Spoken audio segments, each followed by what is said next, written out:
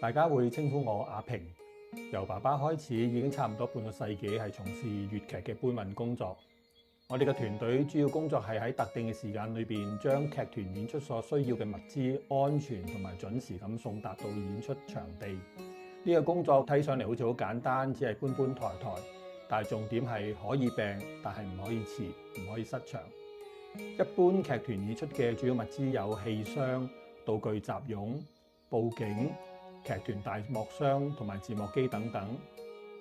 資深老倌嘅箱以舊杉木製造，堅固非常，再用金屬角碼加固底部，以防喺搬運嘅時候同埋堆疊嘅時候咧，過程中會發生碰撞而損壞。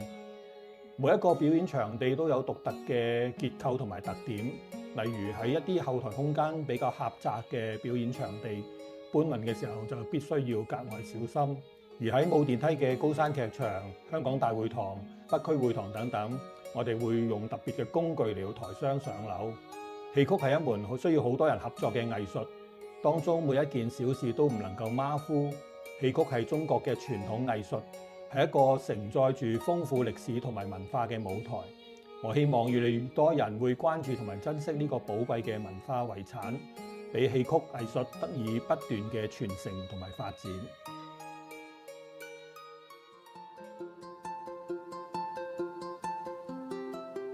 戲班講到運輸係非常非常專業嘅。嗱，我講一個舊故仔俾大家聽。本來戲班嘅運輸係咩啊？大家聽過紅船啦，紅船咧有人撐船噶嘛。咁其實咧開船時候嗰啲人就係撐船嘅。一停咗船，嗰啲戲箱要上去邊度做戲，嗰啲人就係運輸人啦。咁所以戲班運輸咧，其實都係戲班本身嘅人嚟嘅。咁而家當然唔係啦，但係都唔係是但一個運輸就可以做到嘅喎。戲班運輸係要專業嘅喎。點解啊？嗱，邊個演員佢自己個倉擺箱嘅倉喺邊度，你一定要知晒。佢要出邊個箱，唔出邊個箱，因為幾十個箱，有啲戲棚擺唔落噶嘛，戲院都擺唔落噶嘛。咁好啦，佢又要好專業地知道邊個箱出去邊度。另外就喺運箱嘅期間係好緊要保護嘅戲箱。嗱，落雨佢要用咩油布冚住晒嚇。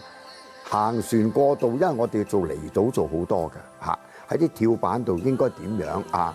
運箱落箱嘅時候，啲貨車冧到幾層高啲箱，咁啊點樣落地？如果乒乒乓乓咁踢落去咧，就會爛噶啦，而且會跌落水㗎。如果喺跳板嘅時候，咁所以係好緊張嘅。我個箱都跌過落水嘅，但係好難講，嗰啲係幾廿年前嘅事。咁所以而家咧唔係每一個公司，即係話我一間運輸公司，我幫你戲班運輸，唔係嘅。我哋一定要請翻啲好在行、好專業嘅戲班運輸至得嘅。